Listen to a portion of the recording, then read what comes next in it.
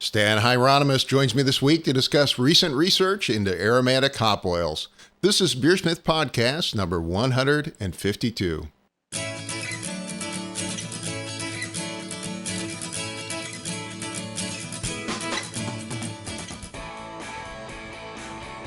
This is BeerSmith Podcast number 152, and it's early July 2017.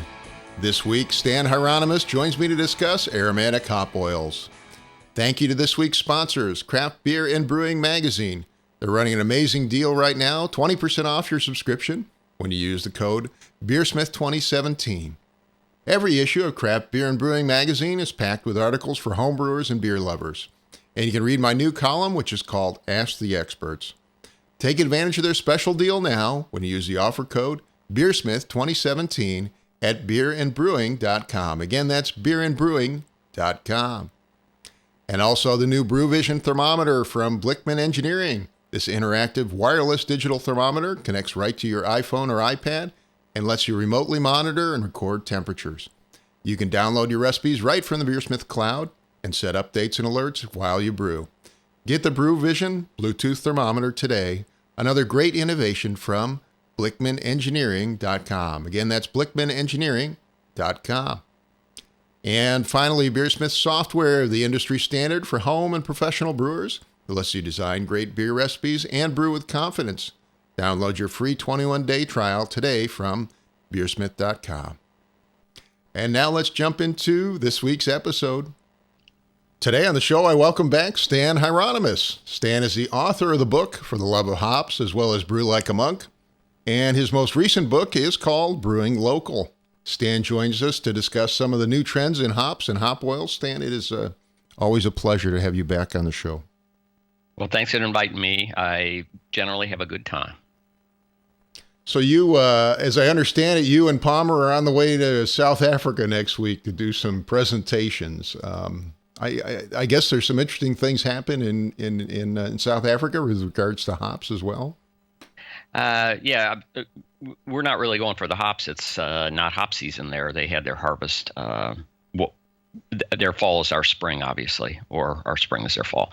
And that's led to a certain amount of controversy because their newer hop varieties were developed first by SAB before SAB became SAB Miller. They're proprietary, and Anheuser-Busch acquired those.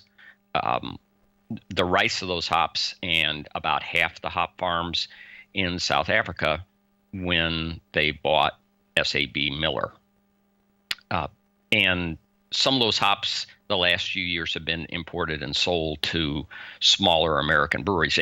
They do not grow enough of the varieties that people really want to be useful to, say, even somebody the size of Firestone Walker. Other than those one-off beers, but smaller brewers want of those hops. They're not going to be able to get those hops this year. It's hard to say what will happen in future years. But what's different and interesting about some of the hops they're growing there? Well, the two are first of all, people are excited about them because they have those exotic, fruity, New World flavors. So they work well in hop-forward beers. So they're a replacement for, say, Citra or Mosaic, an alternative, or Nelson Sauvin, whatever the interest is. That's the rather small quantity. Potentially more important to American beer drinkers or American brewers is they grow their hops closer to the equator, or large quantities of hop closer to the equator than anywhere else in the world. Hops are day length dependent. Their hops, they say, these newly developed hops are day length neutral, which means you would be able to get more hops per acre, basically. This would be important to the people, say, in North Carolina. They're almost the same latitude as North Carolina. They want to grow local hops. They're at a disadvantage right now. If they were to share how they manage to breed those hops that way, that could have a larger long-term impact than the few hops they might sell to the United States. So, I mean, you could potentially grow hops in places that we're not now, even, I don't know, like Brazil, maybe? Brazil would be southern Brazil. Southern so Brazil, far, yeah. farther away. So people are trying to grow hops in Brazil, and people are trying to grow hops in Florida. You can do that, but your yield isn't going to be as high. Of course, there are other issues than latitude, and that has to do with disease and all those sorts of things. A lot to sort out, but people like the idea of having local hops. But we have seen a lot of local hop growth across the Midwest and even in New England now, right? Oh, yeah. Michigan's probably going to have more than 1,000 acres of hops under wire this year. They aren't all going to be producing at full capacity. You've got to be at 3 years old to do that, which means potentially Michigan's going to grow more hops, say, than New Zealand. Wow, that's pretty amazing. Yeah. Well, today we wanted to focus a little bit about hop oils. Let's start with talking about what you mean by hop oils, which only really make up about, 4%, 5% of the hop cone, something like that? Yeah, that's at the high end. 4 would be at a very high end. Typical, if you'd read the literature 12 years ago, it would have said that they're going to be less than 1% to 2.5%, max of 3%. Because of breeding, now we're up to 4%, although that's pretty much of an outlier. And that's you're right. That is a rather small quantity. And can you tell us about the different types of hop oils, for example? Because, that seems to be where all the focus is now in brewing. Yeah, what are referred to as essential oils, and that doesn't mean that they're essential to the hop. It means that that's the essence of the hop, the oil part. And of those, they're made up of hydrocarbons, oxygenated compounds, and a very small portion of sulfur compounds, also known as thiols. Most of that's going to be the hydrocarbons.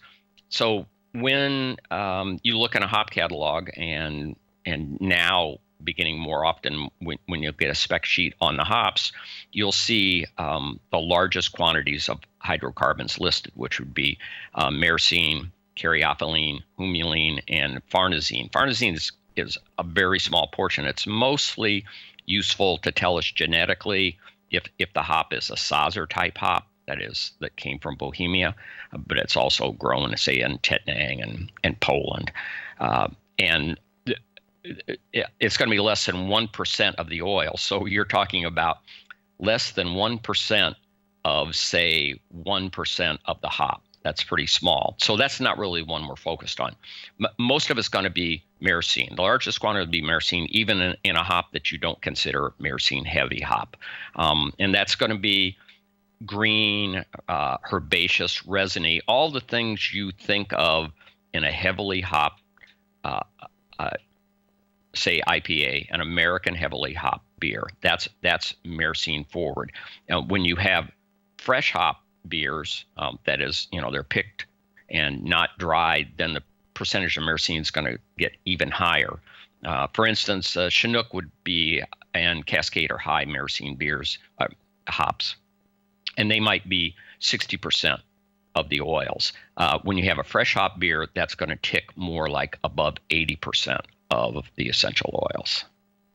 So apparently you lose some of the oils when you dry it out, right? Is that how that works? What would be the difference between dry and wet hops? Well, two things are you do lose some of the oils, but also that they oxidize and they turn into other compounds. And those other compounds, so the hydrocarbons, when you brew your beer, the hydrocarbons are not very soluble, and they're not going to end up in your beer. So that myrcene quality, that's why people dry hop. But the oxygenated compounds are more likely to make their way into your beer. They're also converted in. First of all, we'll say blend. That's not or mesh with other compounds, because there are more than 500 compounds in hops. So we're simplifying things by talking about it. Well, I want to dive into the oxygenated compounds, but let's talk for a minute just about the hydrocarbons, though, like myrcene. You mentioned dry hopping is very important because they're not very soluble. I think they're pretty volatile too, right?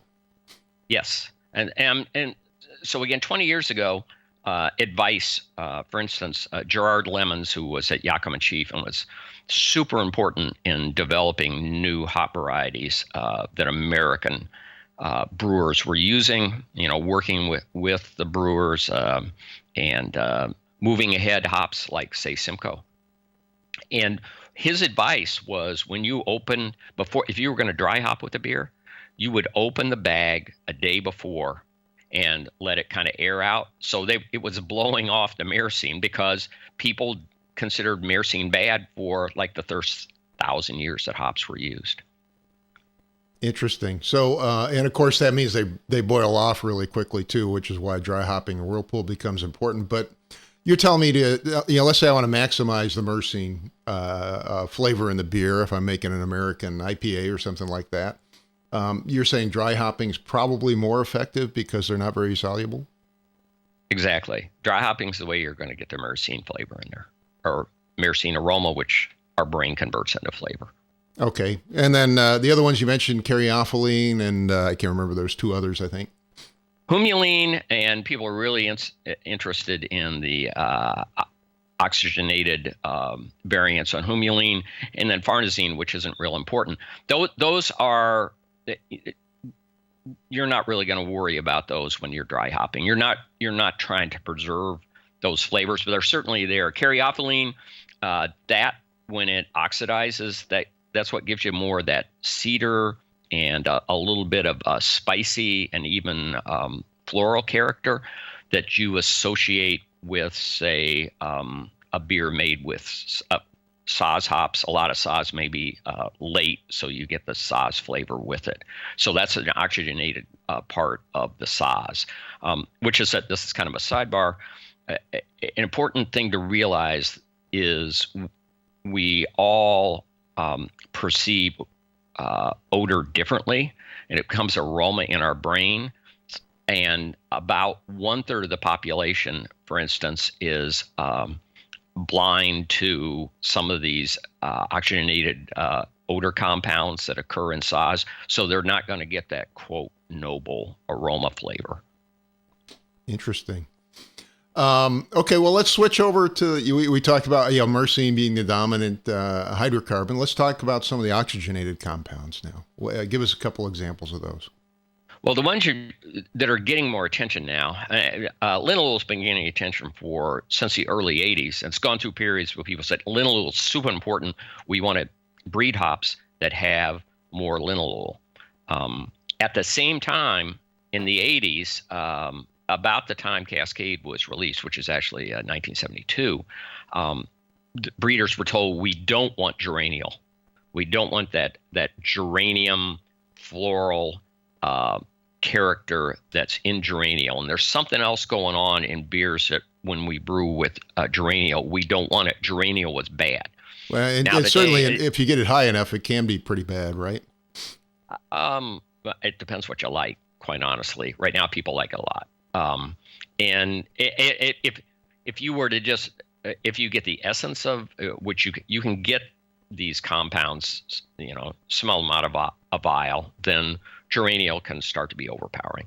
And the best example is to compare it to geraniums. That's what it's like, is geraniums. But now research beginning in the mid-aughts in Japan, researchers at Sapporo looked at the popularity of citra hops. So actually, this is 2010, and they noticed in the citra hop had a pretty similar makeup in terms of linalool and geraniol to coriander. So they began examining those side by side, and they brewed beer replacing the citra with coriander. And they discovered that in both cases, it was creating more citronellal. Citronellal occurs at a very low level in any hop variety. It's more prominent in some than others. But this increased the level of citronellal, which gave people that impression, that more citrusy impression, a little bit, it can be lemon and limey. And as you know, you can get citronella plants and drinks and extract. And that particular citronella plant, if you take the leaves and you rub it on your arms, it will drive mosquitoes away. So they're going, this is a route towards creating beers with this, or at least the beginning of a tropical flavor. And I guess the beers could also be used to keep mosquitoes away, right? I find it more useful if you just spit on your arms. Yeah. But no, seriously, this is pretty interesting. So there's a biotransformation taking place, right? Exactly. That's the biotransformation that is taking place. You're creating new compounds. Again, this is the simplified view because there are like maybe 497 other compounds going on at the same time, and there's a synergy taking place. So I always go, hey, we don't know exactly why it's happening.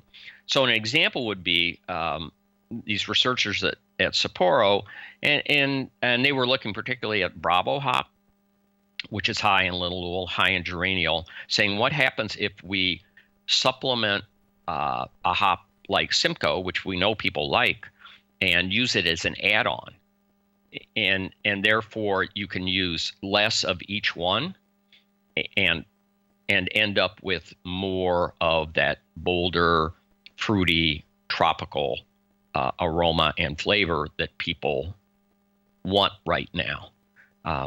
And what they didn't look at the time is they said, so these American hop varieties, and at the beginning, of course, they were looking at Citra, but they could look at other varieties and say Amarillo, Cascade, a few that are high in linalool, for instance. We'll run through this. Are Amarillo, Cascade, Centennial, Citra, Millennium, a hop people may not think about using, Mount Hood, Nugget, a very unloved hop that you can buy at a pretty good price. Those are high in linalool. Then you can take hops that are high in geraniol, say Bravo, Cascade, Centennial again, Chinook, Citra is high in both, Mosaic, Motueka, the New Zealand hop. So those are high in geraniol. If you were to take those, and an important thing is those are high in absolute terms. So when we're talking about some hops, you may get a new variety, say Equinox, which was called Equinox before, that can range up to 3% oils. So if the say the geraniol is only 1% of that hop, it's not very much, but it's a heck of a lot more than a hop that's say 1% oils and only 0.5% of geraniol. So right now we're not getting the absolute amounts, we're getting percentages of percentages. But you can take those two that are high in those, and they said these are unique to American hops, and combine those, and that's when you start to get more tropical flavors. Whether it's putting two hops that you don't think of as being tropical together, or taking something that you has been creating some of that aroma, and then increasing it in an exponential way. And I wanted to point out, because I think it's important, unlike the hydrocarbons, the oxygenated compounds that we're talking about right now, they really need to be added before you ferment, right? Get this, in order to get this biotransformation, or no? You're going to get most of it. That's why a whirlpool addition makes the most sense, or a hop stand, because you're not going to boil them off. You boil for 10 minutes, you eliminate 50% of the oxygenated compounds. Wow! So that the 10-minute so-called flavor addition is flavor removal. There are reasons to do a 10-minute addition. Tradition, you do want to get more of the polyphenols in the beer, depending upon what you're making. But it is eliminating those compounds. So that's why at whirlpool and then fermentation. However, these compounds are also more soluble, so they're much easier to get into the solution with a short addition, right? Right. A short exactly. whirlpool. Yeah, so that'll get them in the solution. But they will also, if you use them, if you are dry hopping with yeast present, then the biotransformations can take place then. So you have a certain popularity right now, particularly people saying with the New England IPAs, where they're adding so many hops that you just start adding them at zero and all through the fermentation process, and then dry hopping with them. Is their theory is that you're getting biotransformations during fermentation, and we just don't have any research to support that right now. It doesn't mean it isn't true. We just don't have the research, and also, when you hop during fermentation, active fermentation, obviously you're also going to drive off, up, out, whatever, many of that. It's very volatile, so you're going to lose those odor compounds in the headspace, and right. I mean, the actual, when you're in active fermentation, some of the CO2 is scrubbing out some of the aroma, right? Yeah. So it's a question. There's a balance that hasn't been worked out here. But the other part, and more research at Sapporo, which was just in a paper published at the end of last year, was beginning to look at the sulfur compounds. And the sulfur compounds, again, this comes from research in Japan that was supported by Asahi, was the first one to look and say, hey, we this 4-MMP, which the people in wine have known about for a long time, is important in creating tropical flavor. So then you had a focus looking at hops that, we want to start grabbing these hops that are higher in 4-MMP. And to back up for a moment, when we're measuring these things, you can do the oxygenated compounds and the hydrocarbons using gas chromatography. It's much harder to measure the 4-MMP and find the 4-MMP, and that's not the only sulfur compound. 3H is another, but that's harder to track. So there's a new method that's been suggested that will make it much easier for us to begin to look at these other sulfur compounds. In the process of doing that, what they realized is you want to be putting the two things together. Again, simplified, but taking this mix, which will be linalool, geraniol, and citronellal, which has been created during the biotransformation of the linalool and geraniol, and add in this particular case, the research, which was for MMP, which another aspect of 4-MMP is as we're going on and people are learning more about these sulfur compounds, it's been renamed 4-MSP. So you'll see it both ways in the literature, and you'll see 3H and 3SH, same thing, but being renamed. But when you put those together, that's when you get that burst of tropical. It's not just the one thing. So this tropical fruit flavors that we're getting from some of the Pacific hops now, right? Really appears to be a flavor combination. It's a combination. It's not just the Pacific hops, though. It's certainly 4-MMP is Cascade, Centennial, Citra, Chinook, Mosaic, Simcoe, Summit. The hop everybody loves to hate can be high in 4-MMP. It can vary from one season to another. I wanted to clarify here too. We talked about originally the hydrocarbons. We talked about the oxygenated compounds, linalool, geraniol, but the sulfur compounds are actually a third group, and they're really, really tiny portion of the hop oils, right? Yeah, there'll be less than 1% of the hop oils. But the key is bringing together the linalool, the geraniol, and these sulfur compounds then gives you these grapefruit and fruity flavors that are becoming very popular, right? Yeah, and some of the people in the wine world have understood this, particularly for Sauvignon Blanc. So their focus on something like Sauvignon Blanc has been on the sulfur compounds.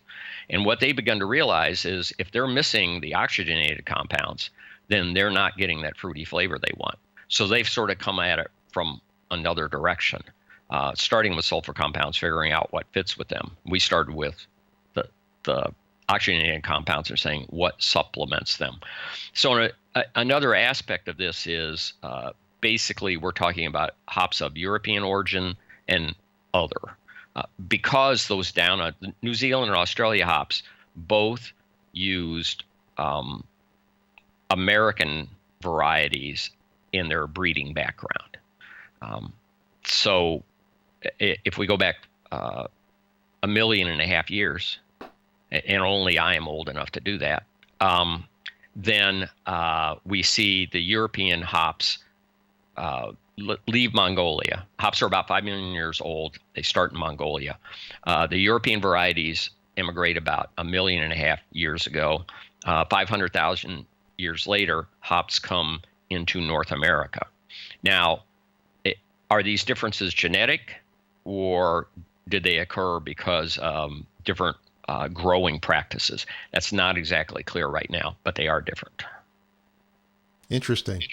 And of course, a lot of this is driving us really towards hop blends too, which is interesting because, you know, it's become very popular to just use one or two hop varieties, but the blends really pull out the flavor in a lot of cases, right? Yeah, and we can begin to, as we start to understand this better and understand the composition of individual hop varieties, then you can do the blending based upon the composition of the oils. We're not there yet. How far away it isn't exactly clear, but this immense popularity of IPAs is certainly changing things. And I assume that's driving a lot of the research, right? Right. So now we can afford the research. People could go long periods of time. You go, you know, why would we be spending the money for this when hardly anybody drinks these beers? Now they drink these beers, and you know, creating new varieties is not cheap, and it's going to continue to go on because we breed hops for reasons other than having the next to IPA that would be shocking to some people. But the agronomic qualities are super important, so you can grow them. You can compare Citra and Mosaic, for instance. Citra is going to yield about 8 bales per acre, and Mosaic is going to go more like 11, 12 bales per acre, and that's a significant difference. Hopsteiner, some of Hopsteiner's experimental hops are now more like 17 to 19 bales per acre, and they have a lot of oil and they have a lot of qualities people are interested in. Interesting. I was going to ask, the other trend we're seeing is people are actually extracting out these essential oils, because once you isolate them and you understand how they interact with the beer, you can potentially just pull them out and add them directly. And I've even started getting literature from some of the suppliers where you can access this stuff at the homebrew level. What are your thoughts on the direct hop oil extract, where you can potentially just add the hop oils you want instead of having to pick a hop variety? Well, it's you are entering an area of some philosophical discussion. First, at a practical level, when I talk to brewers who are familiar with both, they still think they can tell the difference. And that makes sense at the level we know that there are more than 500 compounds at the hops. Most of those compounds are at below threshold, but quite often when you put them together, the group then pops above threshold. So there's this intricacy going on. If you think about a complicated food recipe, and you might have put some spice in there, and at the end you can go smell the spice, go smell what you made, and you go, okay, I cannot actually smell that spice in there. But then when you eat that dish, you go, something's missing. There's a part missing, and it was that spice. It's a really complicated matrix. That's the pure practical part. Are you getting the exact same thing? No. From the philosophical standpoint, you think about when people began to use more CO2 extract. you were not getting the whole hop anymore because CO2 extract leaves a lot of things behind. I should mention CO2 extract is the alpha extract where you're trying to get primarily the bittering compounds, right? No, CO2 extract will actually give you essential oils as well. Founders, for instance, is using CO2 extract throughout the brewing process. Russian River's used a variety of extracts in its super hoppy beers. They're using hops as well late in the process, but they were one of the first ones to have Amarillo extracted, for instance. So you can use that. You can get the flavors. If you used only that, then it becomes the question: are people going to be able to tell the difference in the beer? Again, philosophically, at a homebrew level of connection with your level, this is only my view, but that extra distance between me and the raw materials, to me, that takes some of the pleasure out of it. No, I agree. But so let's separate though the isomerized extracts or the CO2 extracts, which again are primarily used for bittering, from the actual extracts on hop oils where they're actually picking out these essential oils. What are your thoughts on using some of the essential oils directly? Again, I'm not sure so if you say I'm just going to add linalool, or I'm just going to add geraniol, then you're maybe going to leave out something else that's important. Could you use that, which obviously Sapporo their research is showing, to say make something with the hops you want, and you want a little bit more pop and flavor? So you could say, oh yeah, I'm going to blend in a little bit of linalool, a little bit of geraniol at knockout, for instance. And then together they're going to create that citronellal and interact with the thiols that are already there. Then at a homebrew level, it's going to be really hard to get those small amounts going. But I guess it could definitely work, and you would still be getting all of everything else that's in the hop in some other ways. Make sense? Yeah, of course. Yeah. It does make sense. Sometimes people say I don't make sense. No, you do. Your thoughts on, you mentioned using blends. Do you have some suggested blends that people might be able to try out at home that might produce some of these interesting results? Well, the last few years, I know a lot of people tend to just use one or two hops, but certainly when I talk to a lot of commercial brewers, some of them are really experimenting with a lot of blends. Oh yeah, right.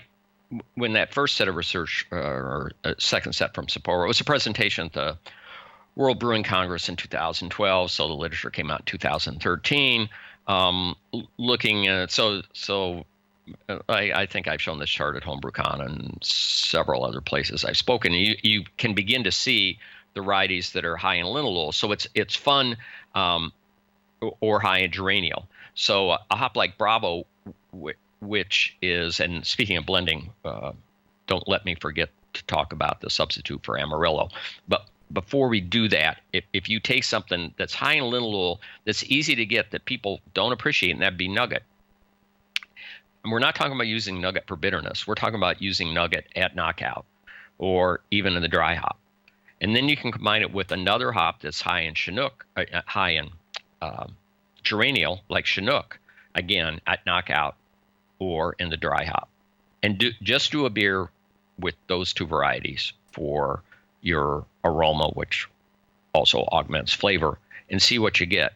You will be surprised. It's certainly, and again, which you can do at a homebrew level, after finishing the boil, let's say, and before you do the hop stand, run off a little bit of the beer, a little bit of the wort.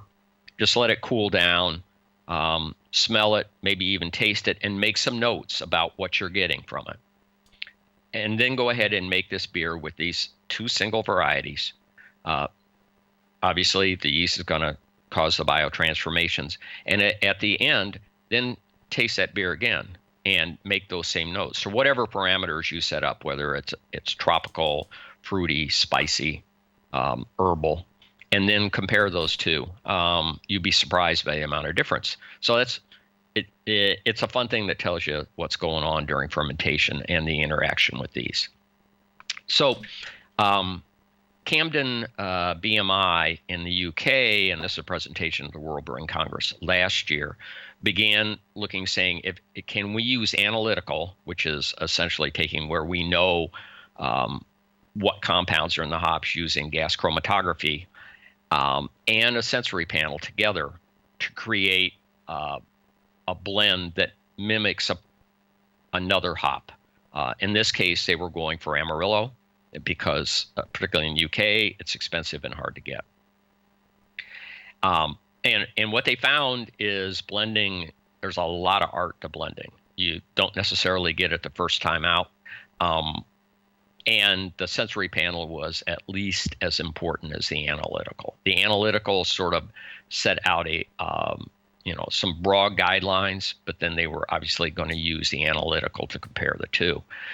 So they went through many processes and many blends. In the end, what they came up was a combination where they used 5 parts Cascade and 1 part Lemon Drop. Lemon Drop is a proprietary hop owned by Hopsteiner, so it's going to cost you a little bit more. At a homebrew level, the differences in your cost are not generally as large as at a commercial level. So you go, how much am I really saving by doing this? But it's a fun thing to do. So instead of wherever you use the Amarillo, 5 parts Cascade, 1 part Lemon Drop, and see what happens. As a follow-up to this, that same lab in England now has a substitute for Citra and a substitute for Simcoe.